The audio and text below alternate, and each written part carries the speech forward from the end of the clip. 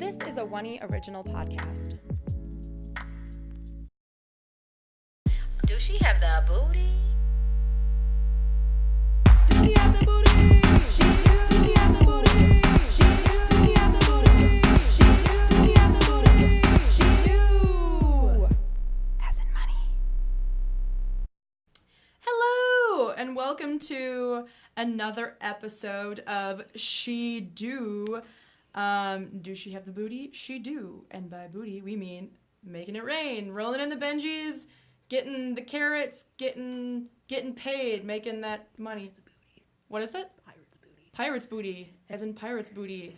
Hell yeah. Salute. And someone we adore very, very dearly who knows a thing or two about that pirate's booty and making booty, getting booty, making that booty. Booty, rocking everywhere. Yes, the fabulous Taylor Izak. Welcome, Taylor. Hello, thank you very much for having me. Yes. We are so excited to have you with us on She Do today. Oh, I'm Natalie. By the way, who am I? I'm Natalie. That's me. And I am Bria Renee. Yes, Bria. We love ourselves some Bria. So Taylor is a musician here in the Metro Detroit area. So tell us about you. I've been in, I guess what I'm mostly known for is being in all the musical projects that I've been over the years. I joined an Irish, they call it Paddy slag, the genre, which is, it's not really just like an Irish rock band like Flogging Molly. It surely harkens to bands like that, but it's Paddy slag. You break down the word, it's Paddy, which is of course referring to like the Celtic and things like that, but slag is, you think about what slag is, kind of like a mixture of stuff that's all just kind of brought together. So it was really eclectic and really fun, and I was with that band for 9 years. We did a lot. I remember skipping high school classes because I was exhausted from playing a show the night before and getting my mom to call in sick for me. And it was a lot of fun. I built a lot of experience, made so many friends that way. And then left that project earlier this year in March. Just, like, it'd been 9 years. I was just a little burnt out. Wanted to try something new. Left in good terms. We're all still friends. Currently, I'm with a band called Gutzzz and a Stinkin Orchestra, which is a project of the Courtney Kostrick of Goddamn Gallows fame, who is the bassist, has started his own project, and now I'm part of the backing band with a cellist and a drummer, and it's called the Stinkin Orchestra because all the sounds in the songs really do, the cello and the violin all come together in a really like orchestrated sound, even though it's really like gritty Americana. Yeah. That sounds so cool. And I think I saw Stone Clover play at, I think it was Pride. Was it Pride or a couple years ago, maybe? I think it was Arts Beats and Eats, maybe? Arts, you gotta pay to go to Arts Beats and Eats. I ain't got that kind of money. Oh, Pig and Whiskey, maybe? Probably Pig and Whiskey. Oh, yeah. It's probably Pig and Whiskey. Oh my God, you guys were so much fun to watch. It was so, everyone up there just dancing your guys' theme, and it's so fun. You guys have such a fun fan base of people that would just come and party down front, mosh pitting and all that good stuff. So. Oh yeah, we've got the loyalty of our fans would probably probably fight some Lady Gaga fans for loyalty. Yes. we've got all our friends are family, and all our fans are friends. So we had a really good rapport with everybody. I think that's part of what helped us make such good connections, is because people felt comfortable. Everybody could come to our shows and fit in. Oh yeah, it was so much fun to watch you guys jam in and just having a good time. Taylor is a mad fiddler. It's awesome. I'm also an angry fiddler. Oh yes, an angry. We're all mad here. Yeah. So, part of the reason you left was you had an interesting encounter with a fan one time? Oh, well, I don't know if it was why I left, but it was definitely the straw that broke the camel's back. Mm-hmm. When you are in such a, I don't know about popular, but such a band that gets around and meets a lot of people, you meet a lot of people and you make a lot of friends with people. And I do want our fans to feel comfortable around us, but I've also been subject to a lot of people who thought they knew me better than they did and maybe felt obligated to touch me. And that, as you know, is really not okay without consent. And dealt with a lot of it over years, dealt with a bunch of weird stalkers, dealt with people making weird comments. And Stalkers? Yeah. What stalkers? Oh, yeah. Not anymore, I don't think. But, yes. I think the final straw was after a set, and someone just came out of nowhere and started rubbing my freshly shaved head, at which I made a huge scene and was like, whoa, stop touching me, and no one around us did anything either. Oh, gosh. So I was like, I'm done. Oh, gee whiz. Yeah, this whole, weird bodily autonomy thing these days is crazy. Yeah. So it's just listening to that story, it's just two things that come about. So you were kind of in a place where you were just ready to kind of move on anyway, but that was just the one thing that kind of, that one inciting incident that made you like, okay, now this is enough. So prior to that, what was it exactly that made you consider leaving a band that you worked with for 9 years? That's a long time. Some people don't even have underwear that old. So, oh man. Yeah. And it was definitely nerve-wracking, I think, to make such a big change, because change is scary. But I knew it was, I'd been considering it kind of off and on for, I think, 2 years, just purely because it's this is a lot of a time suck, and it's very exhausting, and it's, it's very rewarding in many, many ways. But I figured for my own sanity level, it's just I'm getting kind of burnt out. I need to try something new. Yeah. New projects are, yeah. I guess I understand what kind of where you're coming from, and as another, I'm not a musician. I wish I was. That'd be so cool. But as an artist who gets stuck on projects for a very long time, it's sort of you're just you're tired of that project. You need something new to look at, I guess. And especially as someone like me who has no idea how to not work, I want to just take on lots of things at a time instead of just devoting all my time to one thing. Mm-hmm.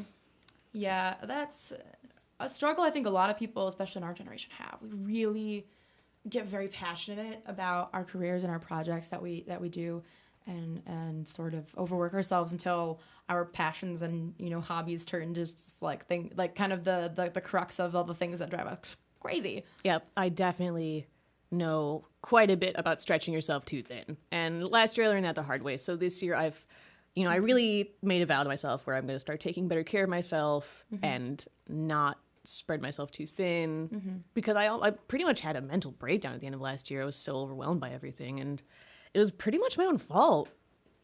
So how were you handling burnout? Because I know I had a similar situation probably about 2 years ago. I was working 3 jobs. One of them were full-time and 2 part-time jobs, and I was a full-time student. And in doing that, because I wanted to have money, I was just okay, I just want to have a lot of money. Right. But in doing that, I didn't realize that was burnout, because I never experienced it before. So I just found myself sleeping all the time. And then when I would go into my full-time job in the morning, they would literally be like, "Good morning, Bria." And I would walk right past, I heard something. Cause I was just so tired. Yeah. I would literally be like, "Did you say something?" And they're like, "Yeah." You can't even function. Yeah. I couldn't, that was the thing. I couldn't function, and I didn't know that was burnout. So I was just so used to having a strong work ethic and, just making money so I could. And it wasn't just I wanted money to have. I was paying for school out of pocket, paying for camera equipment, just stuff that I needed.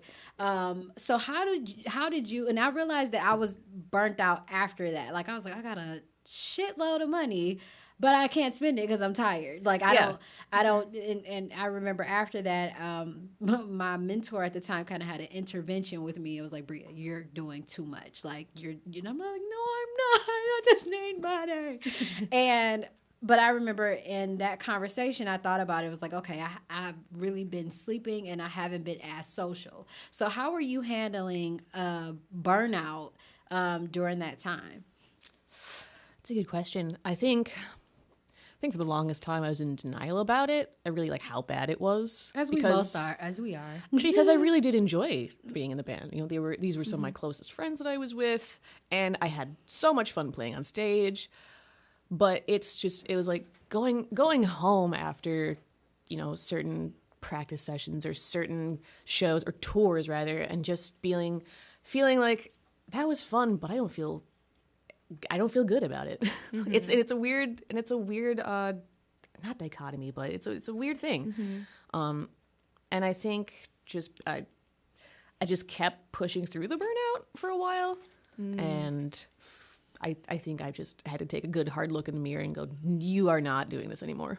Mm-hmm. Mm-hmm. Yeah. That's so interesting. It feels like it's like a relationship.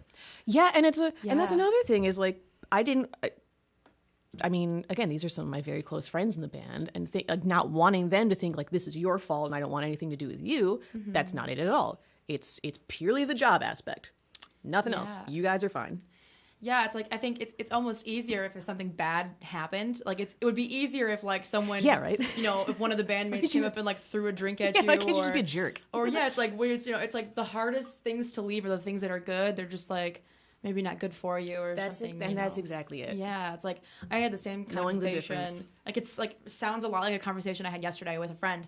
My best good friend is like, at the end of a relationship, and nothing bad happened. Nobody cheated on anybody. Yeah. Nobody like punched anybody in the face. No one stole anyone's cat or whatever. I don't know. Just kind of didn't work out. It just sort of was like, you know what? I think it's like I love you, and I think you're a fantastic person. I just think we want different things, and like it's been like such a hard thing to end because they both feel so bad about leaving each other, and it's just like wow. And it's like everything you said was like sounds just like that. Like wow, it's like we're leaving a relationship. I've actually left that exact relationship for that exact reason earlier this year.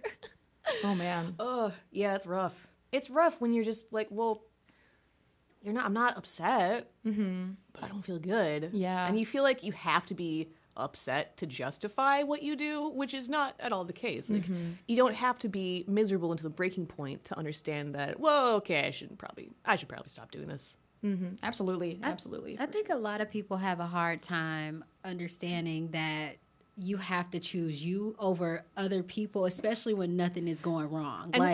And why is that so hard for everyone to internalize, including me? Because you care about people. So of course, especially like in your situation, you're in a band. You're like, okay, this band needs all parts for us to work. Yep. So you know that, and I'm not saying that they wouldn't be where they are without you, but it wouldn't be the same because you had this one part that made the band a part of a whole, a whole. Yeah. So it's just like, I feel like when we're placed in like situations like that, we're just kind of like, damn, do I leave them hanging? Or do I leave me hanging? And it's like for so long you battle. It's like literally a tug of war between the situation that you're trying to evolve from and the person that you're like trying to grow into. So it's just like, what are we doing?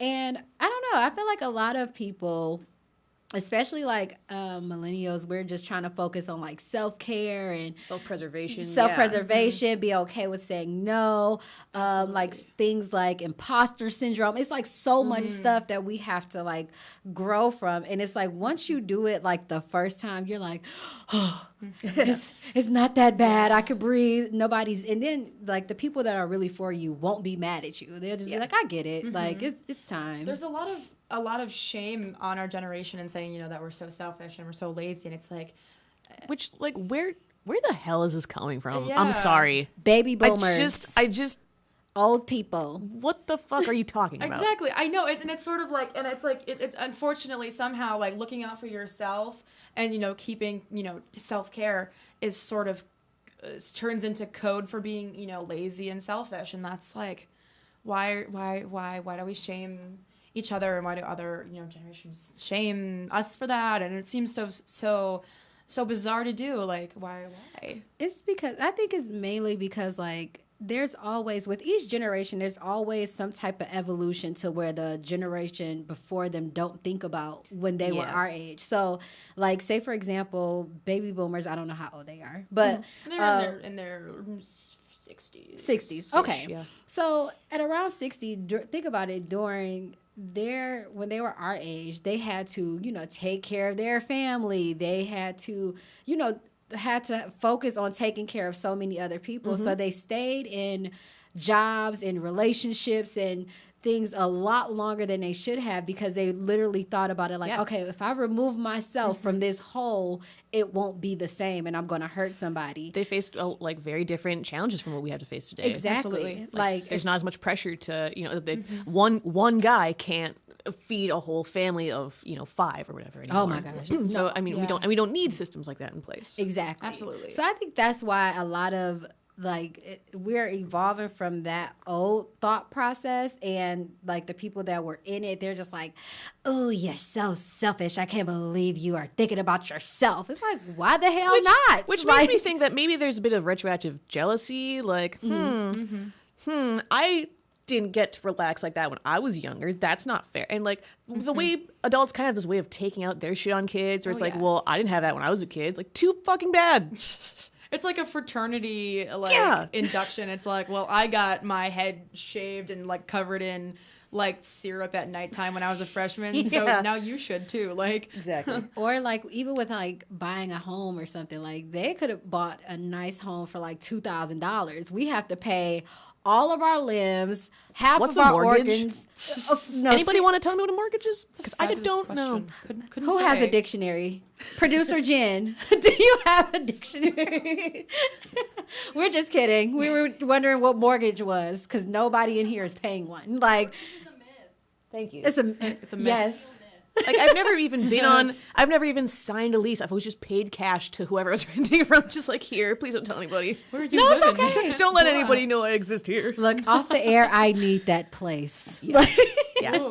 But I think everything is just different. Like, it's just so different. So I think that if society was the same, we wouldn't have to think about self-preservation and self-care and all of that stuff because it would be, and I'm not saying that they had it easier. It looks like stuff was cheaper. Exactly. There are different challenges for every single generation. Exactly. So I just think that I don't know. That's how I feel about things like that. And then I feel like a lot of people, like when you explain to, the generation before us, like why we think the way they do, oh, you're lazy and oh, you're this and oh, you're that. It's like, no, like you just have to think differently in order to survive. Like I can't think like you. I will get ate up alive and be somewhere on the corner asking for change. Yeah. So It's a good time, man. Oof. Yeah. Fuck, I forgot what I was gonna say. it's okay. It's probably not important anyway. It's gone. It's so important. It's always important. Actually, no, I wanted to ask. This is a good a time for me to ask about your shirt. What does your shirt mean? So it says "I'm sad," and then above it is that Japanese? Yep. Oh, Is that's just the translation for "I am sad." I am sad. Why do you have an "I am sad" shirt on? It's a family. I don't know. The hands are up in the air. I don't know. Hey, man.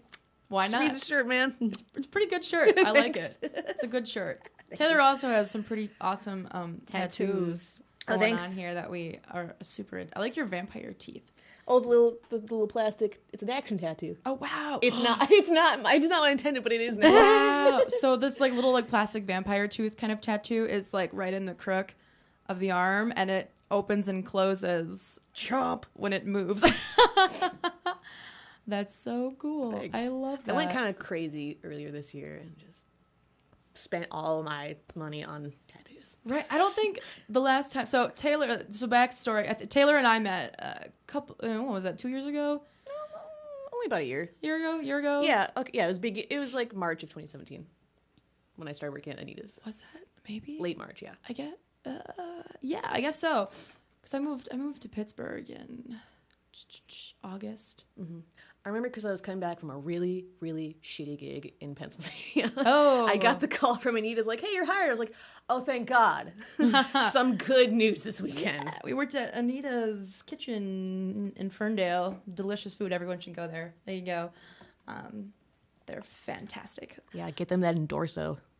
Yes, they need it. They're so good. They're so good. Oh, yes. But yeah, I don't remember you having that many tattoos, I don't think. Yeah, no, probably not. No, yeah, because I was because they were super cool about tattoos and people having tattoos. Like Brenda, the manager, bless her, had a veggie sleeve. It was a veggie tattoo sleeve or something. Yep. And so and an anatomical bat skeleton on her arm or some shit. I was like, what? That's so cool. Oh yeah. everyone's so cool. It's so, like, tattoos in the workplace. That's, like, the one thing I'm, like, super excited about in like, our most recent years of everyone being, like, super cool with people having tattoos and gauged. Like, I have my ears gauged, and I have, like, you know, my nose pierced and stuff. And, you know, I feel really good, okay, and like, good about. I feel like it's like, expected of me in my career at this point. And honestly, with enough people getting, you know, piercings and tattoos, like, incrementally, like, what are you gonna do? Just not hire anybody, really? Yeah.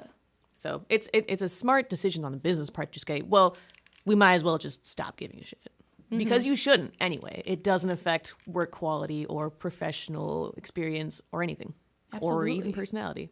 Absolutely. I mean, I feel like when you're in, like, profession, like, I think all three of us lucked out in our professions for the most part about letting, you know, those professions being sort of like, it's kind of weird if you don't have tattoos and Sometimes, yeah. you know, because if you were like the only person working at Zeke's with no tattoos, you're kind of the weirdo. You're the weirdo. Yeah, exactly. You know, when you're in a band and you don't have tattoos, no one trusts you, or the way. Yep. You're a poser if you don't have tattoos. All of my tattoos are pretty much hidden. What do you have? I have a huge, really big dream catcher from right under my armpit to the top of my thigh. Did that suck? Actually, you know, it wasn't that bad. Like, really? Because I've heard the ribs are just like bad. That part, I will say that part, it was a little bit painful, but it wasn't nothing to the point where maybe I just have a high pain tolerance, so it wasn't annoying. Like, it wasn't like, I'm just in pain for like 30 minutes. And then the part that did hurt, I literally cried on my hip bone. I believe that. Yeah. I have one on my hip. Ooh, too. That hurt really bad. And I was just like, and I remember I kept asking him, like, can I take a break? He like, you just took a break 2 minutes ago. And I'm like, I've never been hot and cold at the same time and like sweating. I'm like, what the Yeah, it's a cold sweat. Yes, I was so scared. God. I'm just like, what is happening to my body? Like, but I remember after it was finished, I was just like, it was worth it. I like it. It wasn't bad. Yeah, it wasn't bad. I You're just like crying the whole time. You're like, it's whatever. Yeah, no. After he got done with the rock dude. after he got done with the hip part, I was fine. Like, I'm just like, okay, cool. But yeah, that was the part that hurt the most on mine. Because I got a big old flower on my butt, I Yeah. guess. I have a birthmark on my leg that's really stupid looking. So I got it covered with a bunch of flowers and it went up onto my hip like that too. And I was just like, that hurt. I have one on my foot. oh, And you picked all the hard, scary I spots. did. Yeah. Like, mine are like I have one right on the curvature of my boob. Oh, and I have one. You have 2 rib tattoos. You're badass. Yeah, Look and at I you. have 2 Hardcore. tattoos right here. Wow, I didn't even know that because you always wear like turtlenecks and long pants. Yeah, like yeah, like I always pretty much have my tattoos covered up because I know that like I said, I wanted to work in fashion. I wanted to be a magazine. I wanted to be the editor of Vogue. That's what I thought my job was going to be. And I was just like, the editor of Vogue does not have tattoos all over her hands, so I'm not going to get that. But as far as my feet You go, want hand tattoos? yeah, like I think they look so sweet. Like They do. certain- I love the yeah, aesthetic of hand especially- You tattoos. have an anchor on your right. Yeah, my finger. Yeah. Yeah, like stuff like I would get stuff like that, like little stuff on my fingers and like, you know, and I just think they look so cute, especially like when you have like color, like there was one that I seen where a woman had she had an entire sleeve, but her sleeve went onto her hand and like wrapped around her fingers, and I thought that was like the sweetest thing I've ever seen. That's gotta be painful though. Yeah, I'm sure it was, but I just thought it was so sweet. Like, and I just feel like when you go to a good tattoo artist and they do a great job, like, cause you know how sometimes people get like bullshit tattoos, and you're like, ugh, like it looked like you got that from like jail. Like, that's not okay. But like some people, like you could get a tattoo in a, like, say for example, if someone got a tattoo like you know, on their neck, like literally up under their chin, like if it's done right, you'll be like, wow, that's a beautiful piece of art. Like, so I just always thought that, like, you know, if you get it done right, like I did want hand tattoos, but I was just like, no. You just don't want any of those like scratchy little like no regrets, like No regrets. no regrets tattoo. Oh my gosh, I would be so upset. Like, oh my gosh, that is like a nightmare. Yeah. I like all my tattoos are done by women, I think, too. Cool. And that's my favorite thing, too. All the badass ladies. That's pretty awesome. That's so crazy. Like, now that I think I only about have it, 2, but like, 2 out of 2. But Sure, sure, that works. I've never gotten inked by a woman ever. I have a couple. I haven't. There's one on my leg. Whoa. 2 on my leg, sorry. Yeah, I have like 4. Okay. Yeah. I have another tattoo appointment this month, which is Ooh. a tribute to my fiance. Fiance? Yeah. Pray tell. Oh yeah, it's my fiance Mark. We've been together for 5 years. We're getting married in May. Hey, Oh, congratulations. He wrote us a song about me once, and one of the lines is, "This world would not be better without you." So I want to get like a guitar headstock and a violin headstock, and then those words. Oh my gosh. And it's nice because it's like he wrote a song about me, but also those words in particular, like I struggle with a lot of like suicidal ideation sometimes and depression. Like that'd be a nice little reminder. Good reminder, just right there. Oh, that's so sweet. That's yeah. awesome. I love that so Oh, hey, much. I actually am important. Fuck you, subconscious. Oh, Exactly. yeah. What is that? RSD? Is that what rejection sensitivity dysphoria? Something like that. Yeah, it's Yeah. something like that. I don't remember the exact. Yeah, I think that's like I noticed I don't know if it's like if it's more people have it or more people are talking about it, but I've noticed so many more people that are like much more open about those things they have where they're just like kind of afraid that like their brain's just telling like you stink, like what are you doing, man? Like no one likes you, and it's like man. Because And it's just sorry. Oh, go ahead. It's especially frustrating when like you're aware, like, no, I'm smart and I'm worthwhile and I'm a good person. Stop talking shit to me. And it's like, it's not a problem of like, I believe this. It's like having your high school bully as a roommate, but now you're grown-ups and all they do is like push you when they walk by and like say nasty things to you. Yeah, pretty much. And that's miserable. Yeah. It's a miserable existence. It's just like this kind of just weird little like lingering Yeah. voice. Like, they're in your always brain. whispering passive-aggressive shit to you and like, Yeah.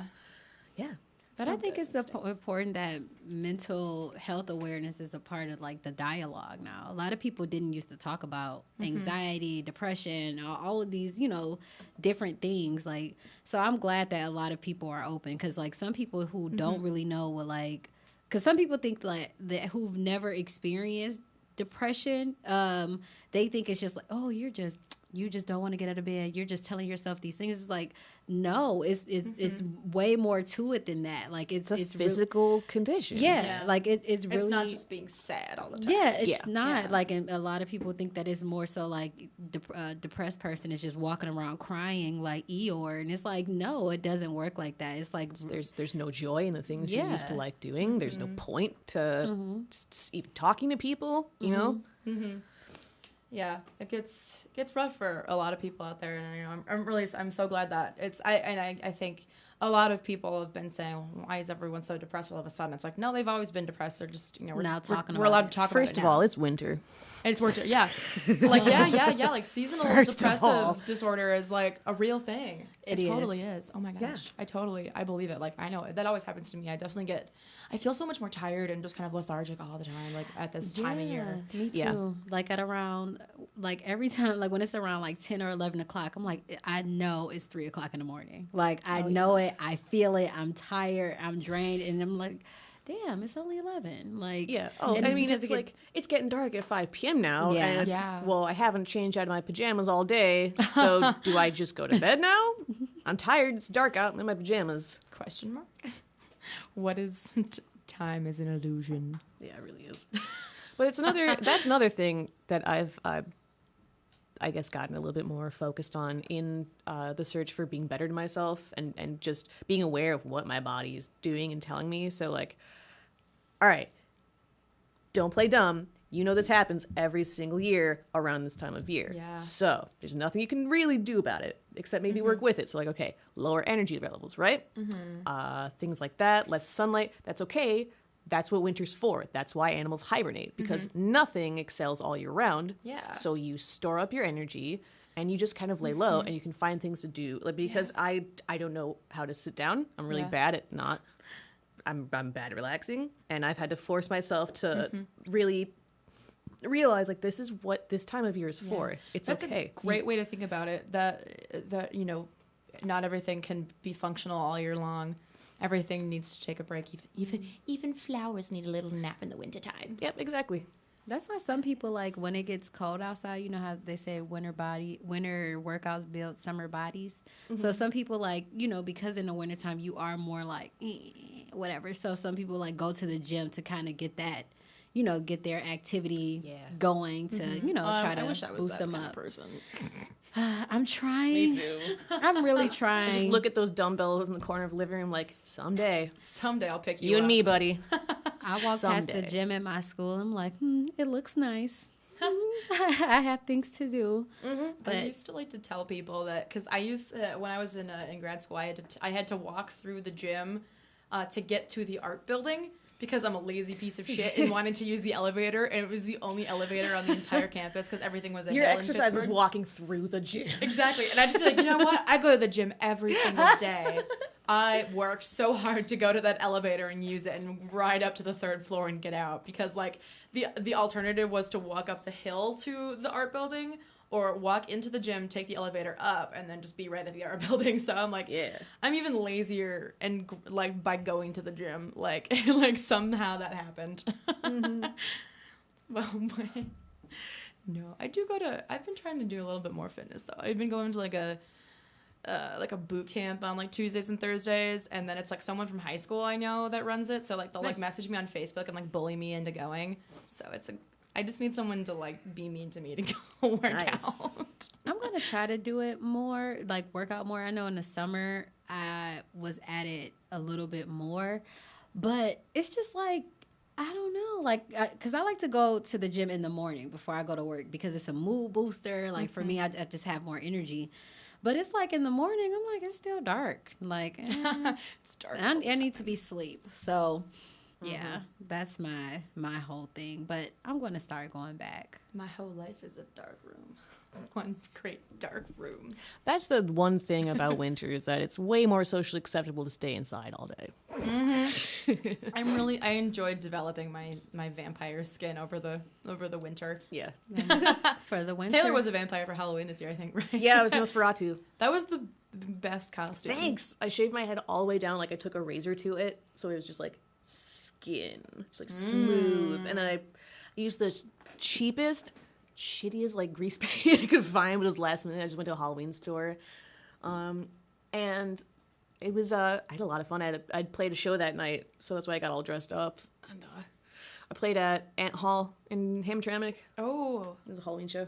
ooh, that's so cool. What's your favorite venue to play at in the area or anywhere, I guess, that you've played in?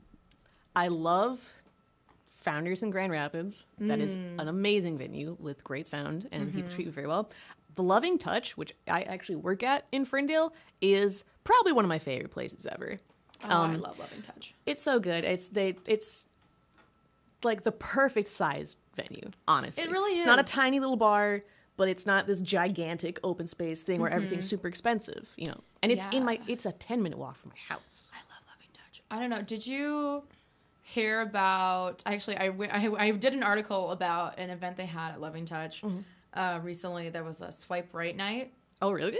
Did you hear about that? No. Oh my god! See, no, it feels like no one did. Even people that work at Loving Touch don't even know what happened. They just didn't advertise it well. They really Good did. job, Jesse. I swear that there was only like 2 people that showed up. So I think I was talking to the bartender there, and he was doing like the entire discography of the Beatles that night. That's how slow it was. And so he's like, I asked him, well, so has anyone showed up yet for this? And he's like, well, some guys showed up and some girls showed up, but, you know, not at the same time. And so I, like, just sat there at the bar, like, hoping someone would show up. And I'm like, am I really the only, like, loser? Like, I'm such a geezer that I'm, like, the only person here for Swipe Right night. But, so, and they said they were going to do it, like, once a month, but you do it. You pimp it out, man. Okay. But Love and Touch is such a great place. I do love going there. It's fabulous. And Lager House in Detroit, PJs Lager House. Oh, yeah. PJ is a great guy, and the food there is so amazing. And I think it's because he was a chef before he was ever like a bar owner. So they've got actual real good food. Got mac and cheese that you probably won't be able to finish in two sittings, honestly. I'm obsessed with good mac and cheese. Yeah. The forever hunt for the like king of mac and cheese. What is the like? It's a search for the great white whale, the perfect mac and cheese.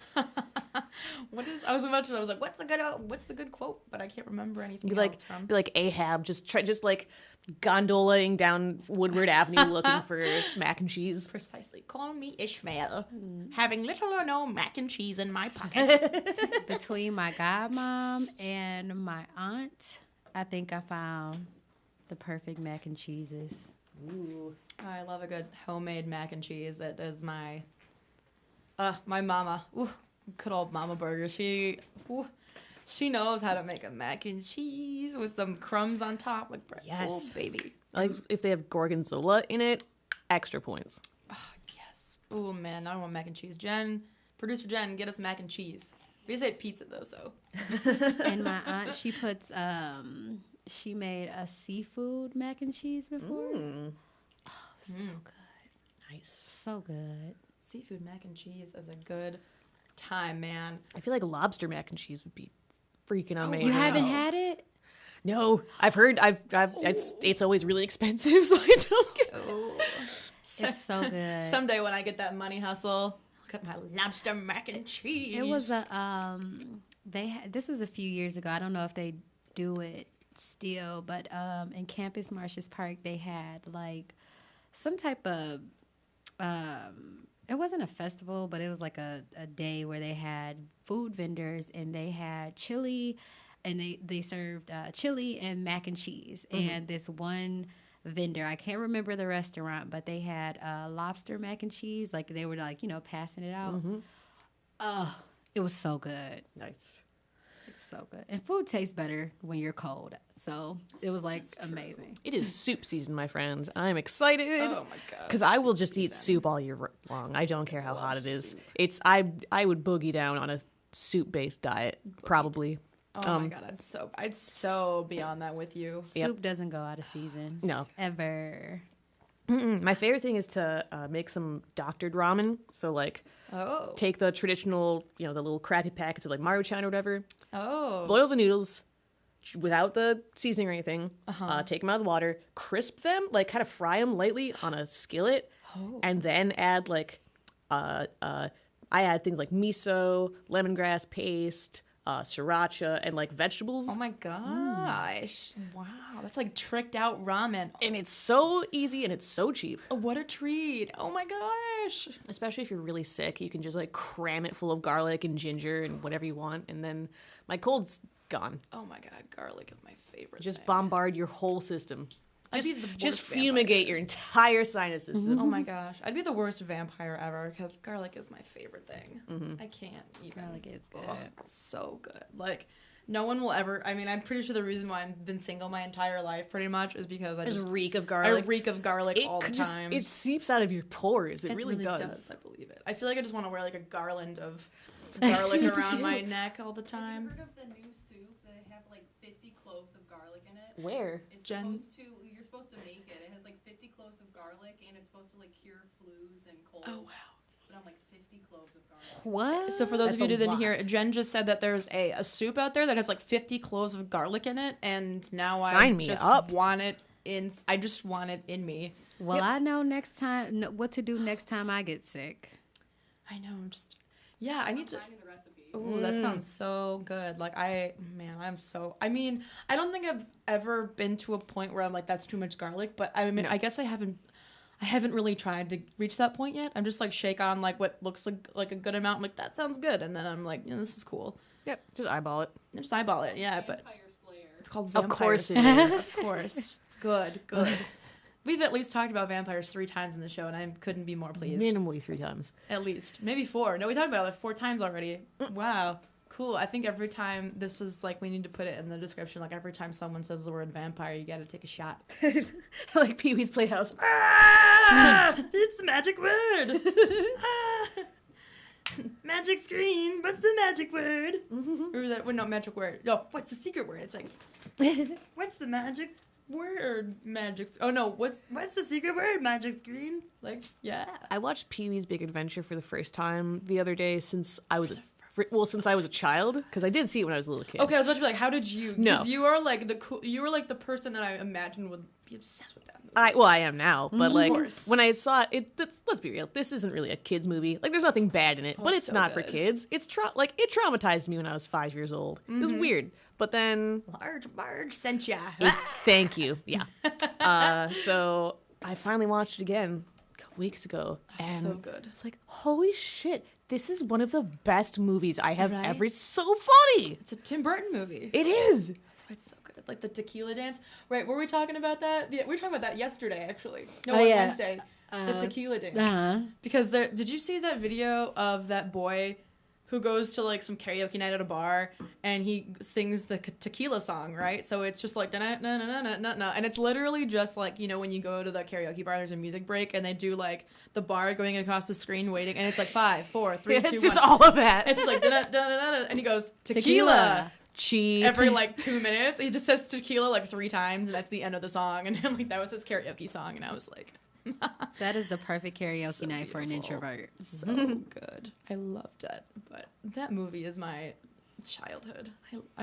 Even the TV show like of Pee Wee. I love the TV shows like Mr. Rogers' Neighborhood on acid. No, it's so good. Well, apparently, I think I saw my dad pulled out some like crappy VHS recording one time of like the very first ever like Pee Wee's Playhouse special before it was like a television show. Oh, like a pilot, like a pilot episode almost? No, it was like a stage act. Like it was a comedy stage act where and it was sort of like a spoof of Mr. Rogers or some other like, you know, children's show. And the show was like adult. It was like an adult show. It was like it was like dirty. It was like talking about like, you know, like you know, hot women in like underpants and, you know, exactly what you'd expect Paul Rubin to talk about in the 80s. But like it was just like, you know, it was dirty. And I guess like I think if you like watch the show too, like you can kind of tell that the very first couple episodes in the first season are definitely sort of like much more innuendoed adult kind of reference, but you know, it gets tamer I think as it goes, unfortunately. But oh man, Pee Wee's Playhouse is fabulous. I need more shows like that. There was that one show that kind of tried to do it on Netflix. I don't know if you've seen that one, but it was like it was a cooking show actually. It was like called like Cooking with. Did you have puppets? Yeah, it had puppets. I've heard of that. I've wanted to see it. I started watching it and it was so sad and disappointing, and I was Oh, so really? bummed because it looked like such a cool It looks cool thing. as hell. She was really boring though, unfortunately. But it was like I liked it. Kind of was like Sabrina filled the hole that show had left for me. Like it filled the want. I don't know if you watched Sabrina yet, but it's fantastic. yet, no. Oh my god. Everyone needs to watch Sabrina, even though I think the Satanic Temple is suing them, but that kind of makes it even better almost. So. I think it's like they're like misusing the what is it? Yeah, it was copyright the statue, and they featured it in one of their episodes. The Satanic Temple was like, we see you. How do you? I didn't realize you could copyright a I didn't know. religious figure I didn't either. because they're using it as like in a bad way. Because they're using it in a bad way. Oh, it's like defamation of character. Oh. Yeah. Like, But- could you imagine if it was like Buddha? That was because the satanic is supposed to be like the enemy. Right. So Interesting. could you imagine if they used another religious figure? Yeah. I mean, makes sense. Not that it's the same thing at all, because I mean, I never like it when Christian people are like, but they're going against us, or like they're whatever. What is it? They're being reverse racism or whatever. I don't know, whatever the hell it's called. It's like when white people are like, you're being racist against me. I'm like, no, we're not. But I mean, I don't think I've ever heard anybody trying to sue like anybody for using like a Jesus statue before. I don't know. That's interesting. I don't know, because I feel like there's been a lot of instances, which I mean, it doesn't bother me none, but like a lot of instances where they're like defaming, I guess, like Jesus statue. I don't know. Oh, I mean, look at how many digs at Catholicism. Look at the movie Dogma. Yeah, exactly. For Like, God's sake. yeah, I just like, it's like as far as I know, no one's like trying to sue anybody. I mean, everyone would just laugh at you and throw it out. I don't know, but. I don't know. I guess maybe it's because it's just sort of like such a common image these days, and I guess maybe Satanism needs to be a little more protected. I guess I don't know. I think they're just trying to clear up like some real misconceptions about Satanism is really what they're trying to do. Because you're Wiccan, aren't you? Nope. No? I thought you were Wiccan. No, just Nope. kidding. JK. Who is that? I can't remember. I can't keep anyone's Wiccan-isms straight. Agnostic. Agnostic. Oh, good times, good times. Yep. Conveniently, just No, I don't know. It works. Maybe. I'm all about it. Yeah. I don't know, I guess I'm pretty firmly atheist at this point in my life, but I don't know. Yeah. I just feel like nothing is sure. So even saying no, Yeah. there's no God, I'd be like, Yeah. but what if? what You know, kind of thing. Absolutely. Yeah. I just don't like to rule out any kind of possibility. I mean, if there Absolutely. is, I'm sure it's nothing even close to what any of us have. conjured Yeah. up. Everybody's not probably even. not right. None of us have even come close to Oh the yeah. mark. Oh yeah. It's a good time. Yeah. So Taylor, do you have anything you want to plug? Actually, do you have a handle or like an Instagram handle or like where can we find you? Let's see. My Instagram is really boring. It's just my personal page. I don't post anything really interesting about shows or whatever. It's usually like, hey, look at my parents' dog or whatever. But you can check out Fish Gutzzz and the Stinkin Orchestra on Instagram as well as Facebook. I've also been, I also just got off tour with a band called Willa Ray and the Minor Arcana. You can also check out their music and band page as well. Facebook, Instagram, we've got a website.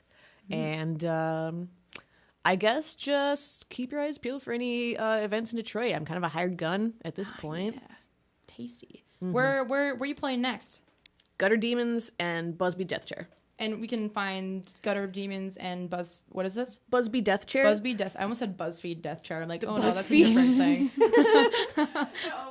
So when we can, that's in January. This is actually November. We don't November. really have anything. We're trying to plan a tour for January. Like, Okay. Oh, a tour. So you might be on tour in January. yeah, we're gonna be going Fantastic. down south, just kind of hide from the winter. Ah, good. Going to Georgia, go to Texas, probably Kansas. That'd be great. Ooh, fantastic. So catch Taylor on tour this January with who again? Fish Gutzzz and a With Stinkin Fish- Orchestra. And a Stinkin Orchestra.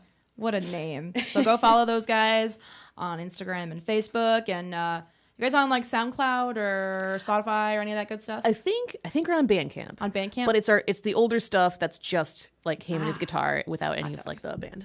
Cool. So we'll be on the lookout for all your fancy, beautiful jams. I'm sure it'll be way cool and a treat to the universe. Great. Just like you. Aw, thanks. Aw, you're a gem. We love you. Thanks for having me on the show, guys. Thank you you for so much for coming. coming, Absolutely. Taylor.